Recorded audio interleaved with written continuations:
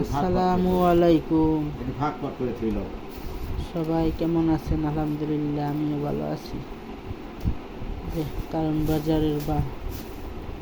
কারণ বাজার দিয়ে বাজার আনছে, দেখেন পাতাকপি, কসুরলতি, সিঙ্গা, লেবু, মশলা, পান, কালিজিরা, বেগুন, এই যে শুকনা মরিচ, দেখছেন। আমরা গরিব শরীফ মানুষ, বুঝছেন। আপনারা আমাকে ভিডিও দেখেনও না, লাইকও দেন না, শেয়ারও করেন না, পাশেও থাকেন না। কত কষ্ট করে ভিডিও বানাই,